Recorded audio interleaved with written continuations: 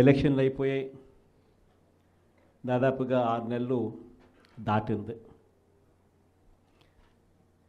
6 నెలలు దాటిన పరిస్థితుల మధ్య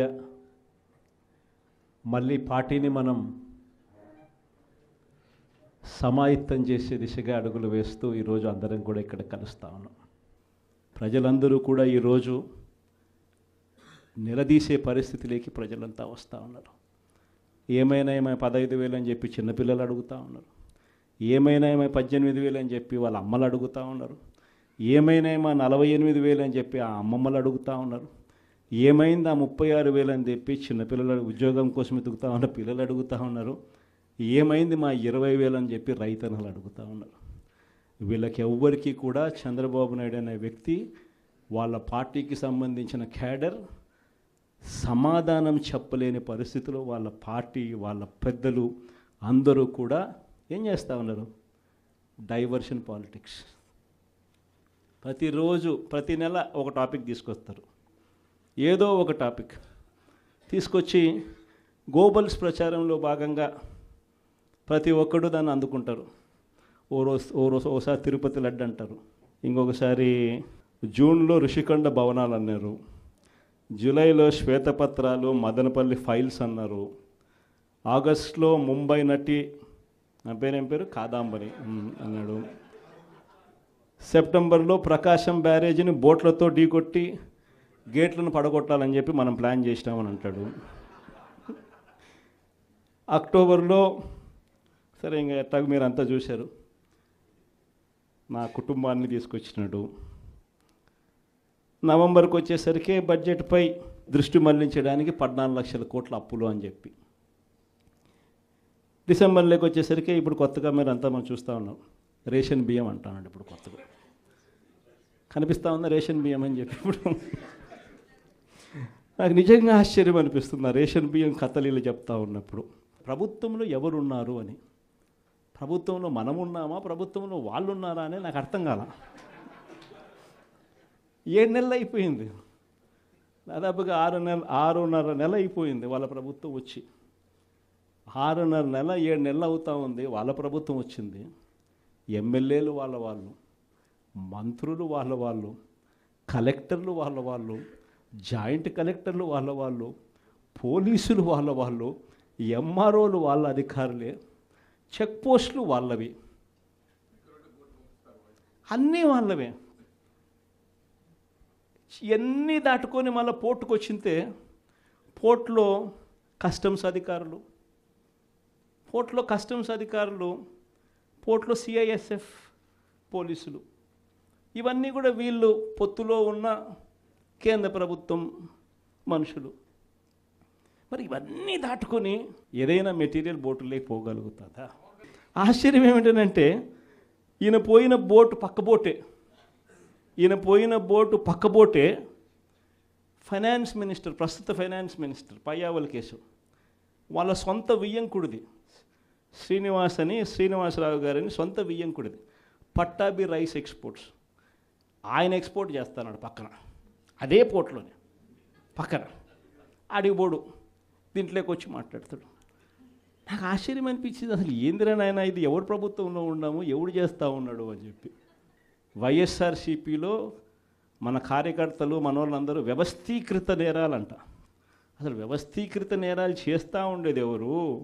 చేస్తూ ఉండదు వాళ్ళు, చేసింది వాళ్ళు, మన మీద ఏళ్ళెత్తి చూపిస్తూ ఉండరు. నిజంగా ఇవన్నీ చూసినప్పుడే అసలు ఎందుకు జరుగుతూ ఉన్నాయి ఇవన్నీ అని చెప్పి చూస్తే, రైస్ ఎక్స్పోర్ట్స్లో ఆంధ్ర రాష్ట్రం, ధాన్యం ఎక్స్పోర్ట్, బియ్యం ఎక్స్పోర్ట్స్లో ఆంధ్ర రాష్ట్రం నెంబర్ 1గా ఇప్పుడు నుంచి కాదు, దశాబ్దాలుగా మనమే నెంబర్ 1. తెలంగాణ నుంచి బియ్యం మన దగ్గరికే వస్తుంది, ఆంధ్ర నుంచి రైతులు పండించిన బియ్యాన్ని ఇక్కడి నుంచి ఎక్స్పోర్ట్ చేస్తారు. అదే తప్పేం కాదు, ఎప్పటి నుంచో దశాబ్దాలుగా జరుగుతూ ఉంది. ఆంధ్రాలో రైస్ ఎక్స్పోర్ట్స్ నెంబర్ 1. అందులో ఈ పయ్యావుల కేశవ్ వాళ్ళ వియంకుడు, ఈ పట్టాభి రైట్ ఎక్స్పోర్ట్స్, ఈయన ఆంధ్రాలో నెంబర్ 1. ఇది నిజంగా ఇది కొత్త ఏం కాదు. ఎందుకనంటే ఇది ఎప్పటి నుంచో జరుగుతూ ఉండేది. బియ్యం అనే రైతులు పండిస్తూ ఉన్నారు, రైతులకు గిట్టుబాటు ధర రావాలి, రైతులకు మంచి రేటు రావాలి అని అంటే ఎక్స్ట్రా పండించిందంతా రైతులు ఎక్స్పోర్ట్ చేసుకుంటూ ఉన్న సాంప్రదాయం ఎప్పటి నుంచో జరుగుతూ ఉంది, జరుగుతూ ఉంది. అయితే దీన్ని ఎలా ట్విస్ట్ చేస్తూ ఉన్నారు అనేది ఇప్పుడు ఆశ్చర్యం. మన ప్రభుత్వంలో డీలర్ల వ్యవస్థను మనం పక్కన పెట్టి ఇంటి వద్దకే బియ్యం సప్లై కింద మనం MDUs తీసుకొచ్చి, మొబైల్ డిస్పెన్సింగ్ యూనిట్లను తీసుకొచ్చి ఇంటి వద్దకే బియ్యం సప్లై తీసుకుపోయినాం. మొట్టమొదటిసారిగా మనం బియ్యం క్వాలిటీని పెంచినాం. మధ్యస్థు సన్నకార బియ్యం ప్రమోట్ చేసినాం, ఇవ్వడం. స్వర్ణ బియ్యం అని తీసుకొచ్చి సాటెక్స్ చేసి 800 కోట్ల సంవత్సరానికి అదనపుగా ఖర్చు పెట్టి బియ్యంలో నూకల శాతం తగ్గించి సాటెక్స్ చేసి ప్రజలకు మంచి బియ్యం, తినగలిగిన బియ్యం ఇస్తే వాళ్ళు ఎదురు అమ్ముకునే పరిస్థితి ఉండదు అని చెప్పి దానికి ఫుల్ స్టాప్ పెట్టే కార్యక్రమం చేసింది ఎప్పుడైనా జరిగింది అంటే అది ఒక్క వైఎస్ఆర్సీపీ ప్రభుత్వ హయాంలోనే జరిగింది. ఈరోజు వీళ్ళు ఏం చేస్తూ ఉంటారు? ఈరోజు ఒక పద్ధతి ప్రకారం ఫస్ట్ ఇంటి వద్దకే బియ్యం ఆపేసినారు. వాళ్ళకి ఇచ్చే బియ్యం ఇంతకుముందు మనం సాటెక్స్ చేసి మంచి క్వాలిటీ బియ్యం మనం ఇస్తూ ఉంటే, మధ్యస్థు సన్నకార బియ్యం సాటెక్స్ చేసి మనం ఇస్తూ ఉంటే ఈరోజు లేదు. ఈరోజు నిర్వీర్యం చేశారు. చేసి వీళ్ళు ఇవన్నీ చేస్తూ ఉండి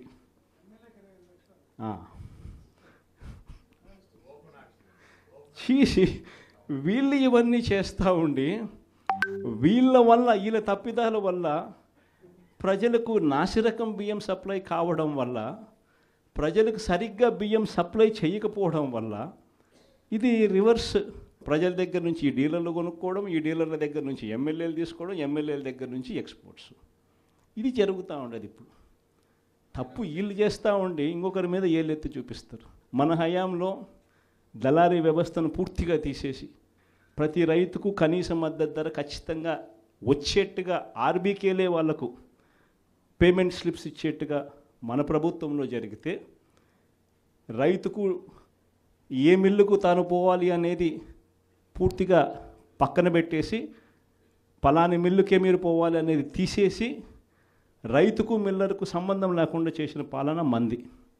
ఆర్బీకే దగ్గరనే మీకు ఎంత రేటు వస్తుంది అని చెప్పి అక్కడే స్లిప్స్ ఇచ్చే కార్యక్రమం జరిగింది, మన హయాంలో జరిగింది. ఈరోజు ఏం జరుగుతూ ఉంది? రైతులు పంట చేతికి వచ్చేసరికి ఈ క్రాప్ లేదు, ఆర్బీకే వ్యవస్థ నీరు గారిపోయింది, ఆర్బీకే దగ్గర కొనుగోలు చేసేవాడు లేడు. సో రైతులు గత్యంతరం లేక మిల్లర్ల దగ్గరికి పోవడం, మిల్లర్లు 300 రూపాయలు 400 రూపాయలు తక్కువ రేటు కొనుగోలు చేయడం, ఇది ఇప్పుడు జరుగుతూ ఉంది. అన్ని రకాలుగా సర్వనాశనం చేస్తూ ఉన్న ఈ పరిస్థితుల మధ్య, ఈ డైవర్షన్ పాలిటిక్స్ మధ్య ఈరోజు మనం పార్టీ బలోపేతానికి, పార్టీ బలోపేతంతో పాటు ప్రజల తరపున మనం నిలబడడానికి ఏ రకమైన ఉద్యమం చేయాలి, ఎలా ఉద్యమాలు చేయాలి అని చెప్పి ఆలోచన చేయడానికి మనం అంతా కూడా ఈరోజు సన్నద్ధమైనాం.